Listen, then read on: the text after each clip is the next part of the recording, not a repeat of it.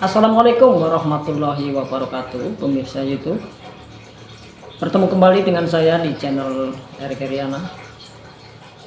Untuk yang kedua kalinya saya membuat video ini, dan seperti yang saya janjikan di video yang lalu, hari ini saya akan membagikan langkah pertama dalam membuka atau memulai usaha di bidang jasa menjahit.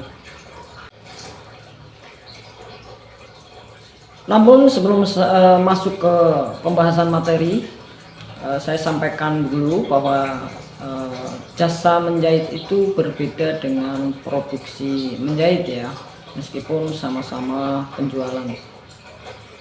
Bidang jasa menjahit ini berarti kita menyediakan jasa, atau yang kita jual adalah jasa atau pelayanannya.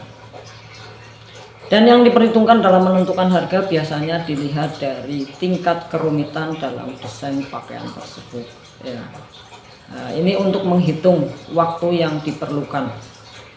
Sementara produksi adalah membuat pakaian dengan memperhitungkan modal materinya sampai dengan biaya operasionalnya. Untuk yang pertama tentunya modal ya, yang harus kita persiapkan, karena dalam setiap usaha apapun di bidang apapun, modal adalah faktor utama. Meskipun itu hanya modal waktu, tenaga dan pikiran, itu disebut modal ya. Dan modal di sini saya bagi menjadi dua, yaitu keahlian dan materi.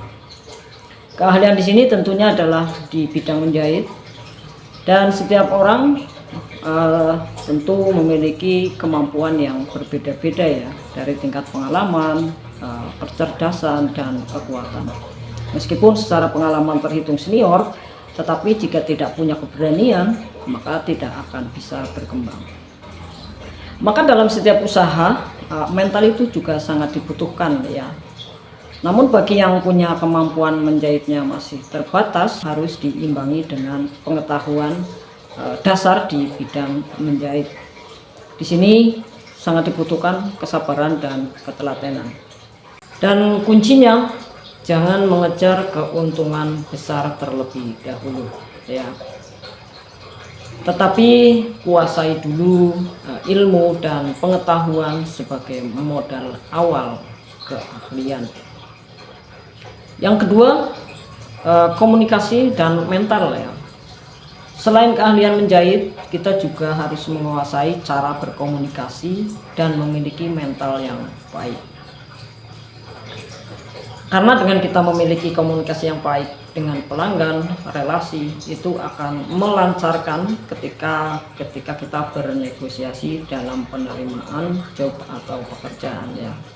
Dan dengan komunikasi yang baik juga kita bisa membangun sebuah kepercayaan dengan relasi atau pihak yang memiliki pekerjaan. Komunikasi yang baik dan mental yang baik akan mengedepankan rasa tanggung jawab, dan ini adalah kunci mempertahankan hubungan suatu pekerjaan. Dan keuangan adalah modal kedua setelah kita punya keahlian dan mental serta komunikasi ya. Namun di sini modal keuangan saya tempatkan di nomor 2 setelah modal keahlian. Karena metode atau cara-cara yang akan saya gunakan dalam membuka usaha bidang jasa jahit ini bertumbuh pada modal keahlian terlebih dahulu. Maka metode atau cara ini saya khususkan bagi pemirsa yang mungkin hanya memiliki modal terbatas ya, atau pas-pasan, artinya dari segi keuangan juga terbatas. Modal keuangan di sini terhitung dari modal mati ya, yaitu untuk perlengkapan dan kebutuhan awal seperti untuk perlengkapan alat produksi ya, alat-alat produksi ya, artinya sarana ya, kebutuhan.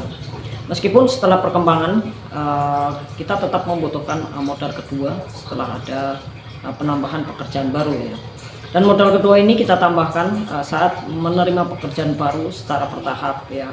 Disinilah nantinya manajemen keuangan harus dimulai ditata supaya tahap berikutnya atau perputaran pekerjaan seimbang dengan keuangan.